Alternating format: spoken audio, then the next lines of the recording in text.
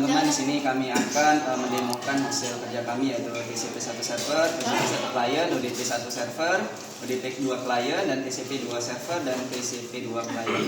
Nah, di sini kami akan mengerjakannya bersama teman-teman kami, yaitu saya sendiri bernama Muhammad Rafi Bisono Wibowo, saya Imam Musa Al-Fahmi, saya Faik Al-Mando, saya Malik Adi Pangestu, saya Fitra Rizky Pratama, saya Ahmad Sabro. Ya. Jadi sebelum kita memulai demo kita harus men-setupnya terlebih dahulu teman-teman, yaitu dari WiFi dengan menggunakan IP kita dan menggunakan nama belakang NPM. Lalu di situ kita juga harus menggunakan menonaktifkan firewall supaya Windows tidak mendeteksi itu sebagai hal yang mencurigakan. Oke, langsung saja kita men-setupnya dengan cara kita membuka kontrol panel teman-teman. Setelah membuka kontrol panel, kita membuka properties, lalu pilih TCP IP v4. Terus kita klik property. Kebetulan teman-teman yang punya saya ini sudah di setup menggunakan IP demikian dan menggunakan NPM 2 NPM belakang saya. Seperti itulah teman-teman setup untuk WiFi. Kemudian kita akan langsung ke setup firewall.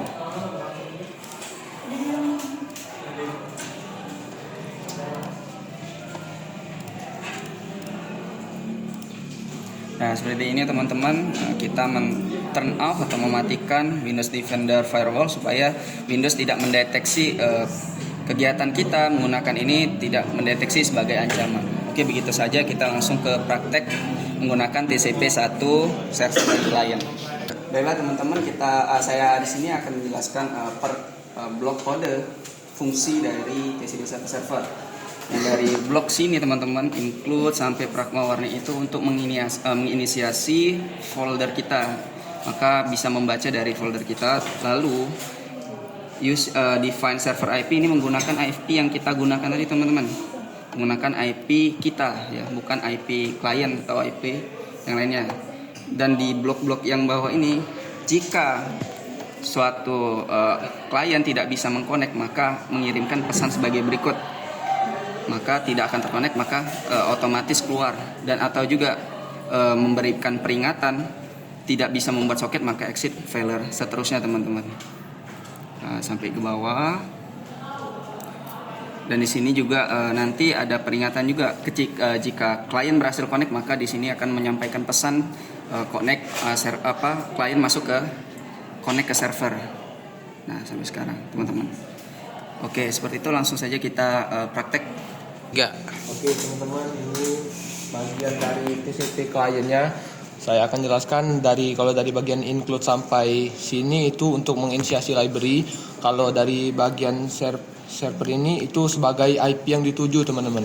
Dan ada server port 999. Kenapa dia 999? Karena ya port adminnya.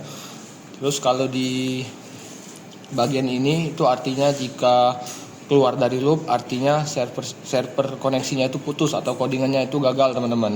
Terus kalau di bagian ini string message, ini adalah pesan yang dikirim teman-teman. Oke, seperti itu untuk bagian dari TCP client. Oke teman-teman, kita sudah menjelaskan tadi bagaimana kode kita bekerja dari TCP dan dari klien juga. Maka langsung saja kita mendemokan secara langsung, mendemonstrasikan secara langsung bagaimana server dan klien bekerja. Langsung saja server akan menjalankan atau mendebug terlebih dahulu teman-teman, maka lalu diikuti dengan para klien. Nah, 3. Oke teman-teman, kita jalankan juga di bagian kliennya.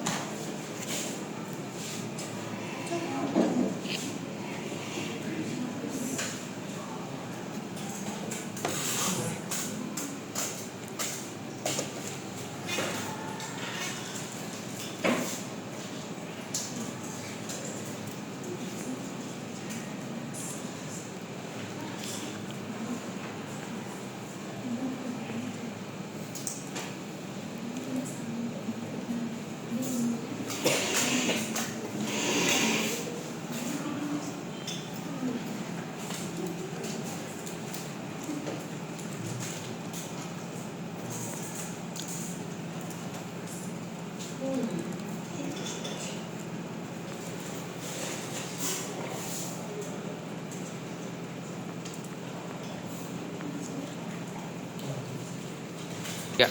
Nah, teman-teman, di sini adalah kumpulan klien yang sudah join ke server. Ini adalah kumpulannya. Oke, ini saja. Teman, langsung kita masuk ke TCP1 UDP1, yaitu masuk saja langsung saya akan jelaskan blok fungsi dari program tersebut. Sama saja seperti sebelumnya teman-teman, ya, sama seperti TCP1, akan tetapi yang membedakan hanyalah UDP dan TCP itu menggunakan IP. Kalau TCP itu menggunakan IP proto TCP, kalau di sini kan UDP jadi menggunakan IP proto UDP. Kalau dilihat sampai sekilas di bawah itu sama aja teman-teman, bloknya itu sama seperti dengan TCP satu klien. Oke, langsung bisa kita lanjut. 3. Oke teman-teman, ini bagian T1 UDP bagian klien teman-teman. Sebenarnya codingannya sama aja kayak TCP klien tadi, tapi yang membedakan di sini ini yang tadi memakai IP proto TCP, kalau yang ini memakai IP proto UDP teman-teman. Itu aja sih yang membedakannya. Setelah kami menjelaskan tadi, langsung kami akan mendemonstrasikan secara langsung UDP1 itu bekerja.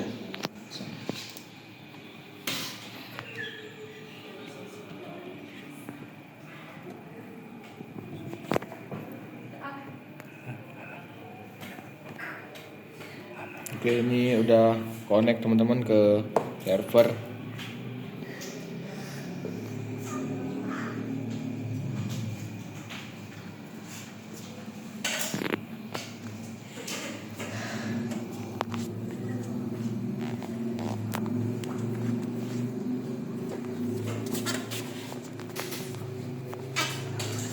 Oke, di sini kumpulan dari para klien, ada Iman, ada Fitra, Veta, Mardika, dan Abror. Semuanya sudah masuk ke dalam server kita. Mungkin itu saja. Teman-teman, kita sudah masuk ke bagian 2, yaitu masuk ke TCP2 T2 server. Yaitu teman-teman bisa dilihat di sini di bagian blok kode, kita bisa melihat bahwasannya di sini para klien bisa menginput pesan yang mereka kirim, dan saya sebagai server di sini teman-teman bisa melihat inputan mereka. Langsung saja diteruskan. 3. Oke teman-teman, ini yang bagian T2 TCP klien sebenarnya sama T1 tadi sama aja, tapi yang membedakan di sini T2 TCP klien ini bisa menginput pesan nanti ke server teman-teman. 3. Sekarang langsung kita demonstrasikan untuk TCP2 server.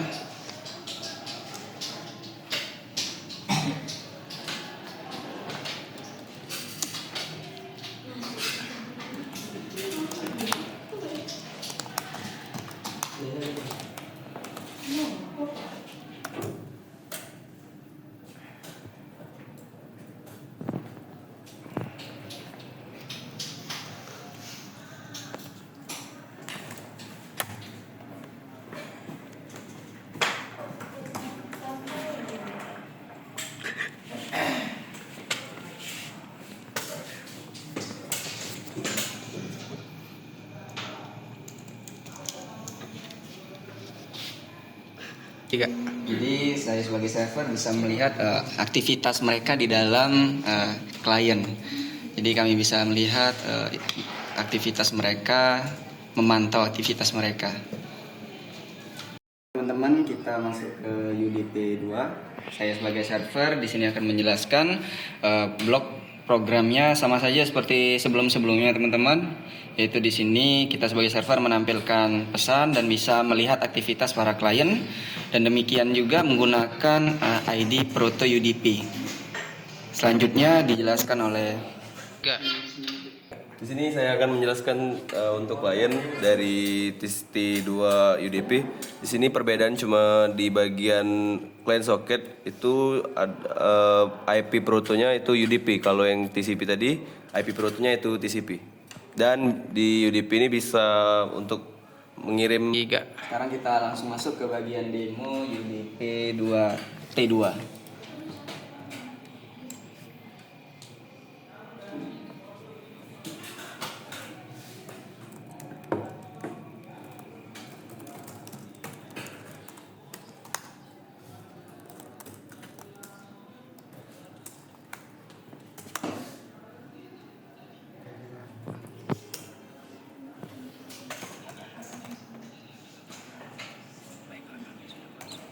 Baiklah, di sini kami sudah masuk ke bagian kliennya.